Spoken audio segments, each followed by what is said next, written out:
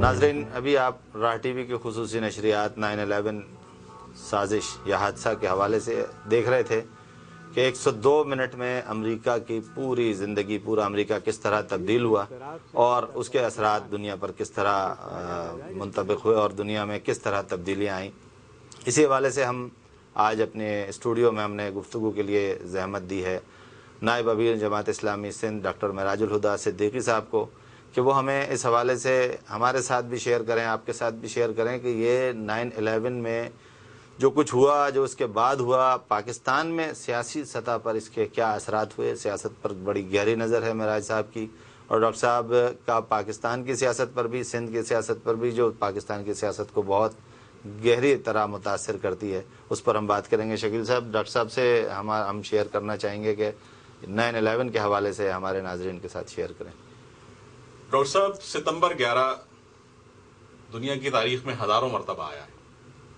ایسا نہیں تھا کہ یہ 10 سال پہلے ستمبر 11 آیا،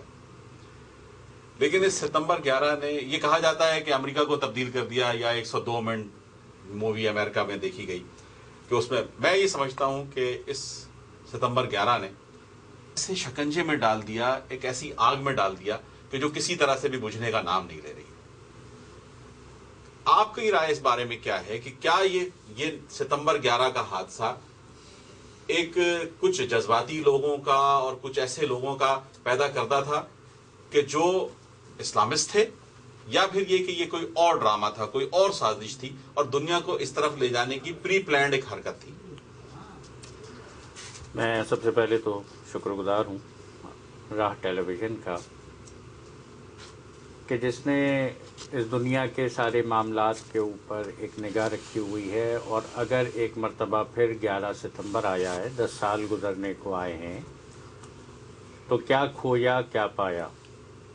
گزرے ہوئے وقت کا احتساب، یہ دنیا آگے بڑھی، یہ دنیا پیچھے ہٹی، یہ دنیا اپنی جگہ پر موجود ہے۔ یہ بات بالکل درست ہے کہ 9/11 امریکہ کے اندر ایک واقعہ ہوا،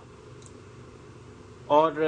اس واقعے سے جہاں امریکہ متاثر ہوا، وہیں اس کے بعد امریکہ نے اکتوبر کے اندر افغانستان پر چڑھائی کی،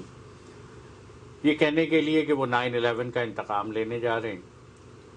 اور اس کے کچھ ہی عرصے کے بعد انہوں نے عراق کے اوپر ایک جنگ کشی کی۔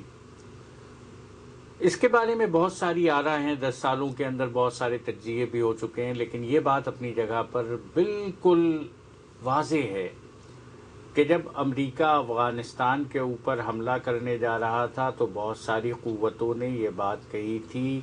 کہ پہلے تعین ہونا چاہیے کہ کون لوگ تھے کہ جنہوں نے 9/11 کا واقعہ کیا ہے۔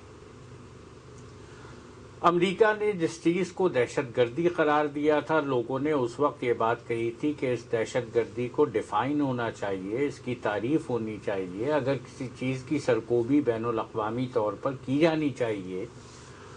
تو وہ کون سی دہشت گردی ہے کہ جس کی سرکوبی ہونی چاہیے۔ لیکن ظاہری بات ہے کہ امریکہ اپنی طاقت کے نشے میں بدمست تھا، اور وہ سوچتا تھا کہ جن لوگوں نے اس کے خیال میں اور اس کو نقصان پہنچانے کی، اس کو زخم پہنچانے کی کوشش کی ہے، اور بہت سارے لوگ یہ بات سمجھتے ہیں، اس کے اوپر بے شمار کتابیں لکھی جا چکی ہیں، اس کے اوپر فلمیں بن چکی ہیں، کہ 9/11 ایک ایسی سازش تھی جس سازش کے ذریعے امریکہ کی اس قوت کو دنیا کے اندر اسلام کو مٹانے کے لیے استعمال کیا جانا تھا۔ اور ہم دیکھ رہے ہیں کہ سازش کرنے والے کامیاب ہوئے، اور انہوں نے 10 سالوں کے اندر امریکہ کی اس لامتناہی عسکری قوت، اس کے میزائل، اس کے تمام جنگی وسائل، ان کو افغانستان جیسے بے وسیلہ ملک کے اوپر استعمال کیا، ان کو عراق کے اوپر استعمال کیا،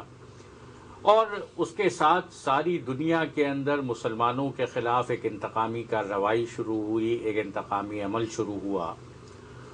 میڈیا کے ذریعے اس بات کو زیادہ واضح کر کے سامنے لانے کی کوشش کی گئی کہ 9/11 کا واقعہ دراصل مسلمانوں نے کیا ہے اور یہ مسلمانوں کی کوئی سوچ ہے کہ وہ امریکہ کو تباہ کرنا چاہتے ہیں۔ اس لیے اس وقت امریکہ کے صدر جارج بش صاحب نے یہ تصور کو عام کیا کہ ہم اپنے آپ کو محفوظ بنانے کے لیے اس دنیا کے اندر ان لوگوں کو ختم کریں گے کہ جو ہمارے بارے میں یہ خیالات رکھتے ہیں۔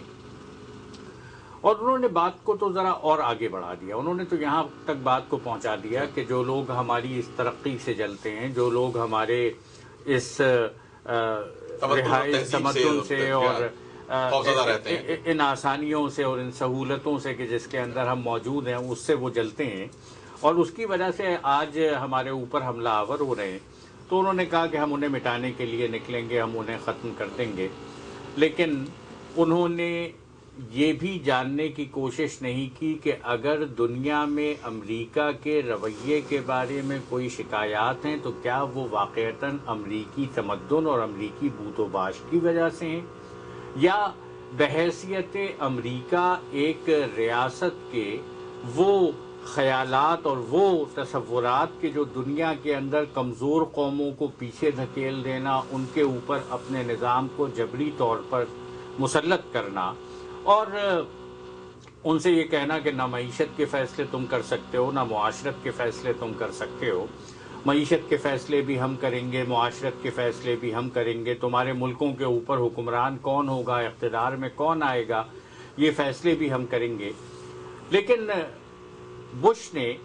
ساری دنیا کو جنگ کی اس آگ میں دھکیل دیا۔ ہم یہ دیکھ رہے ہیں کہ 11 سالوں کے اندر بے شمار انسانی جانوں کا نقصان ہوا ہے، بے شمار اسلحہ استعمال ہوا ہے۔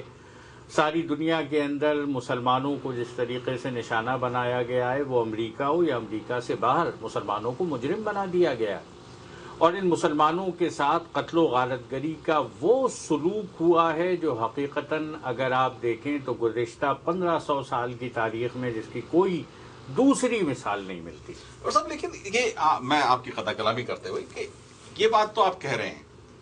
کہ جناب مسلمانوں کے خلاف قتل عام کیا گیا، مسلمان ملکوں پر حملہ کیا گیا،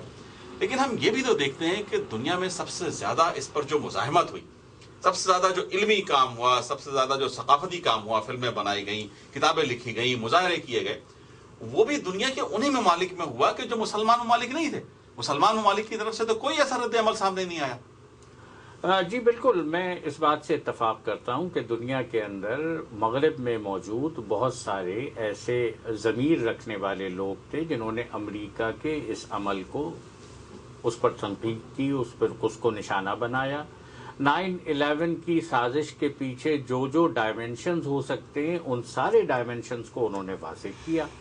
اور یہ بھی ٹھیک ہے کہ انہوں نے مختلف مواقع پر نکل کر دنیا میں انسانیت کا جس طرح قتل عام ہو رہا تھا اس کے خلاف آواز بلند کی، اس کے خلاف گفتگو کی، اس کے خلاف بات چیت کی، لیکن یہ بھی نظر آیا کہ یہ تمام ضمیر رکھنے والے افراد اپنی آواز اٹھاتے رہے ہوں، لیکن مغرب کی حکومتیں اپنے جبر و استبداد کے ساتھ اسی افغانستان کے اندر اور اسی عراق کے اندر موجود رہیں، اور یہاں پر امریکہ اکیلے نہیں آیا بلکہ بہت سارے دوسرے ممالک، 40-42 ممالک کی اس آرمی کے ساتھ حملہ آور ہوا، ناٹو کی آرمی کے ساتھ۔ ابھی آپ نے نشاندہی کر دی کہ امریکہ اور مغرب کی حکومتیں، یہ جو علمی کام کیا ہے یہ حکومتوں نے نہیں کیا، یہ عوام نے کیا۔ اسی طرح مسلمان ملکوں میں عوام کسی اور طرف دیکھ رہے تھے، کچھ اور کر رہے تھے، مظاہرے بھی کر رہے تھے، اس کے چھوٹے بہت ہلکے پیمانے پر تجزیے بھی کر رہے تھے، اور حکومتیں انہی کی ڈفلی بجا رہی تھیں۔ تو ہم آپ سے جو بات کرنا چاہ رہے تھے یہ کہ اس کے سیاسی اثرات پاکستان میں حکومت پر کیا پڑے۔ اب جنرل پرویز مشرف کی حکومت 99 میں آئی تھی،